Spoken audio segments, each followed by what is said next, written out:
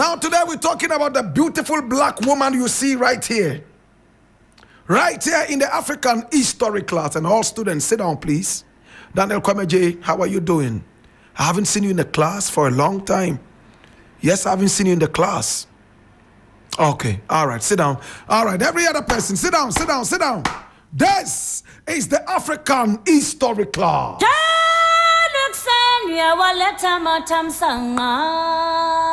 Sit down, everybody. Okay, thank you so much. Okay, so today we're talking about Daisy Bates. Daisy Bates. Daisy is spelled D-A-I-S-Y. Bates is B-A-T-E-S. Daisy Bates. Daisy Bates was born on the 11th of November, 1914, 5 years after Kwame Nkrumah was born. My brother, my sister, she was an American civil rights activist, a publisher, a journalist, and a lecturer who played a leading role in the fight against racism and even more in America. If you are ready, let's go into the story.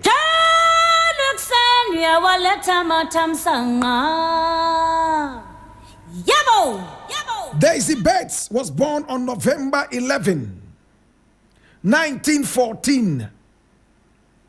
Her father was called Hezekiah Gatson. Hezekiah. And her mother was called Millie Riley. Millie Riley. So born to a father called Hezekiah Gatson and a mother by name Millie Riley. She grew up in the southern Arkansas state of America. She grew up in a sawmill town of Huttig, H-U-T-T-I-G. My brother, my sister, but listen to the sad story. As an infant, still being breastfed by her mother, some white people came into the neighborhood. 3 of them abducted the mother. She was so pretty, well, curvaceous, carried her into the woods. They sucked her milk from her breasts. Remember, she was breastfeeding. Each one of them took turns to rape her after sucking her milk dry. They raped her. She got unconscious after crying out loud. As if that was not enough, they murdered her and left her in the woods, whilst the little baby was at home crying for milk. She never sucked her mother's milk from that time on. Millie Riley was murdered.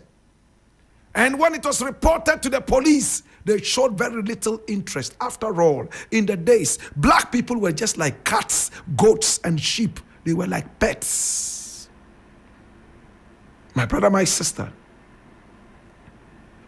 our heroine for today grew up in the care of her parents' friends. Some of them were First World War veterans. The last time she suckled or the last time she drank milk was when she was only about 6 months old. Can I tell you more? Her father, Hezekiah Gatson, couldn't take it. He absconded. In other words, he abandoned the little baby, Daisy Bates. That's why she doesn't use her name, his name, I beg your pardon. He absconded, leaving the little girl to her own destiny. So even at a very young age, mother murdered, father was nowhere to be found. She never saw her father again all her life. She grew up in the care of her parents' friends. There was a World War I veteran by name Ollie Smith.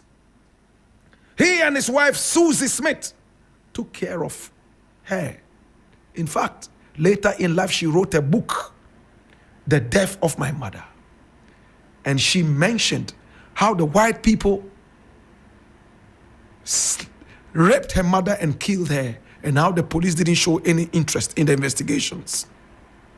the killers were never found. My brother, my sister, this made her hate white people so deeply. But her adopted father, on his deathbed, whispered into her ears and said, there's so much hate in you. You hate white people. You shouldn't hate white people. If you have to hate, then hate for a cause. Hate what the white man does and not the white man. After all, not white, all white people are the same. Right after he said this, he died. My brother, my sister, that was when she decided to go into activism to fight for the rights of other black people. Going through that, she established the very first newspaper in her state for black people. It was called the Arkansas State Press. Hey. She moved to Little Rock, and there she stayed, pushing the agenda of black people. Hey. Now, the Arkansas State Press was primarily concerned with advocacy journalism and was modeled off other African-American publications of the era, such as the Chicago Defender. They say Chicago. And the Crisis. It was all about civil rights activisms. She became the president of the NAACP right there in Arkansas. Oh gosh. Now the governor of the state, Orval Faubus, my brother, my sister, gave them a run for their money, giving them trouble every now and then. But the civil rights activists decided to push more and make sure things were okay. Now there is something in history known as the Little Rock Integration Crisis. It was in 1957 when 9 students, black in color, who attended an all-white school were threatened with dismissal, all because they were black.